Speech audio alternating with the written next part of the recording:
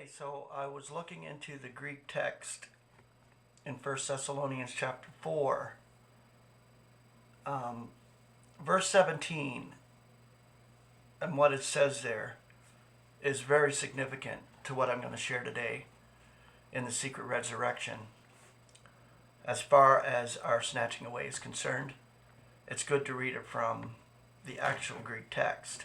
And you can get this from the Concordant Publishing Concern, and I would suggest you do. It has a sublinear there.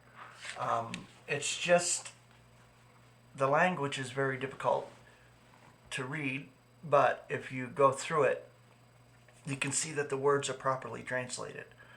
And this is what we need to really study out and understand before we can understand the change, or the time of the snatching away, not the timing, but the actual event that occurs and what happens, the change that happens. It's like atomos. That's that word change from the Greek atomos, that your body changes. And this is the change that needs to take place. After the dead in Christ are raised, they are changed on an instant, and we are changed along with them. It's a simultaneous event. It's so fast. But I'm going to try to share this with you. The words are really small, so it's hard for me to read them. But I'll try to share them with you because it's kind of good. That language is really, really good when you hear it. So we'll give it a whirl.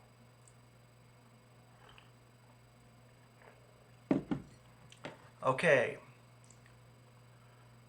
In anointed will be upstanding. So, before, must, on, thereafter, we the living, the once surviving, simultaneously together, to them shall be being snatched in clouds. So, shall be being snatched. So that is an event that takes place after the change occurs. So the change must occur first. The dead in Christ must be roused, raised, roused, and vivified. Get it? So first raised, then roused, given a sense, given your senses, given your soul back. Basically, that's what comes together. The breath into the body that raises the body, and the animation of it. And then the atomization of your body, which is the vivification, made from mortal into immortal, unable to be touched by death anymore. And that's our new bodies that we're going to take up. And that is the change that will occur. And then we shall be snatched, simultaneous together, snatched, to meet our Lord in the air, in clouds. Okay, a secret of the resurrection. We shall be changed. This event is in perfect accord, however, with Paul's later revelation to the Corinthians, 1 Corinthians 15:51. It is a secret. This is most important. This does not mean that it was a secret rapture. That's nowhere in Scripture, that word rapture. It is not the manner of our resurrection, which was concealed from the eons in God. But there is to be a change, which will not only restore the dead to life, the dead in Christ, but which will radically alter both living and dead. Atomization. Atomos. The change, molecular level. This change is intimated in Thessalonians. We who are living could not ascend to him or remain with him in the air without a celestial body suited to our new environment. And we will have a brand new environment there. We now wear the image of the Soilish. We shall wear the image of the celestial. 1 Corinthians 15:40 and 49. This change shall be made at the last trump. In the half twinkle of an eye. Well, that's what he has here, the half twinkle. when you think about that word twinkle, it's like a cutting. It's that fast. It's almost like it would seem slow motion. I discussed this with another brother of how that'll take place. We're going to see every fine detail of our change, like in a slow motion effect, I believe. So fast that it seems slow motion. Take it when a traumatic event happens. It seems like it's just slow-mo, but it's actually really fast. That's how quick it is. It's like a quickening. You could use that word too. Okay, this is to fit us for our celestial allotment. If we die, our corrupted corpse will put on incorruption, meaning we will be raised from the grave, from the dead. If we are living, our mortal frame will put on immortality.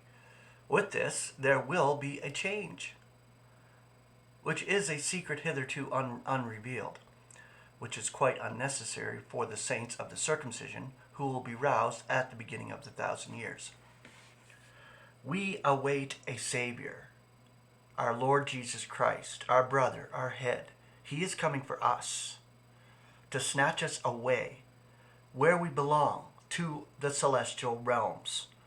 This is our job in the oncoming eons, to reconcile these celestial beings, to clean that all up there, to bring everything back to God.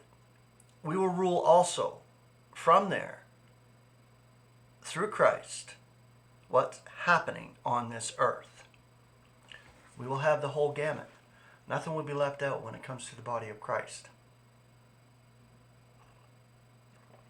With Christ as our head, and we will have that full mind of Christ at that time. Israel, they will live on the earth in bodies restored to Adamic perfection, but terrestrial in their constitution and powers. They will not undergo this change. This is reserved for those who have a celestial destiny. That is for us, the members of the body of Christ. While the phrase secret rapture is unscriptural, let us not confound this event with the coming of the Son of Man, the Son of Mankind, that's going to be his title when he returns to the earth with his saints. He returns here to set up the kingdom, and his title will be Son of Mankind at that time. And he returns as a lightning flash. Matthew 24:27. The title, Son of Mankind, shows that he is dealing with the race, not with the saints alone. And he comes to the earth and does not call his own to himself in the air at that time. In harmony with the figure of the lightning, he comes in devastating judgment. We do not look for lightning. We await a Savior. Philippians 3:20 and 21. At his coming to the earth, no saints will be raised from the dead. When our Savior calls us, he will transfigure the body of our humiliation. That word transfigure is amazing because that's the process of it. To conform it to his body glorious, in accord with the operation which enables him to subject even the universe to himself. Okay, Paul's distinctive language. When Paul wrote his Ephesian epistle, which first definitively changed the destiny of those under Paul's ministry to a place among the celestials, Ephesians 1:3, he had to make it clear that it did not apply to the 12 apostles and the circumcision. Israel's destiny is on the earth, and the 12 shall rule them there. Paul was not sent to them. He does not deal with their destiny. His message is for those who are called during Israel's apostasy. But how shall he define these saints? He does this partly by designating them as those who are also believers in Christ Jesus. This lays emphasis on our relationship to God's Son as he is presently glorified in heaven. So it is the glorified Christ that appeared to Paul, or Saul, on the road to Damascus, and changed him to Paul, our rescuer out of the coming indignation. He is our rescuer. We wait a Savior. We await a Savior. Another designation is most remarkable. The translators have been unable to make much of it. Literally, it is the ones having before expected in the Messiah. Okay, that's from the Greek. Ones having before expected in the Messiah. Ephesians 1:12. Paul himself was by no means the first who trusted in Christ, nor were those to whom he was writing. That cannot be the meaning. The verb is in the perfect tense and denotes a state rather than an action. They were in a state of prior expectancy. Among the very earliest words to be penned by Paul in his ministry to the nations are these to be awaiting his Son out of the heavens, whom he rouses from among the dead, Jesus our rescuer. Jesus our rescuer out of the coming indignation. 1 Thessalonians 1:10. The picture is a vivid one. A great storm is brewing. We are not in it, but we can see it coming. Just before it falls on us, we are snatched out of its destructive path. Or to use an illustration which fully accounts for the highly figurative words, out of, which seem to imply that we are in it, let us turn to the latter letter to Timothy. Paul writes, I am rescued out of the mouth of lions. 2 Timothy 2:17. It is not probable that he was actually in the lion's maw. His words are true to feeling rather than to fact. Similarly, we are rescued out of the coming indignation. Later on, the apostle elaborates the point. He exhorts them to put on the helmet, the expectation of salvation, seeing that God did not appoint us to indignation, but to the procuring of salvation through our Lord Jesus Christ, the one dying for us, that whether we may be watching or drowsing, we should at the same time be living together with him. 1 Thessalonians 5:10. This has been mistranslated as though it was a figure for living or dying. It is a plain statement of the graciousness of our future salvation. In the past, it was not by works, and in the future, it is not by watching.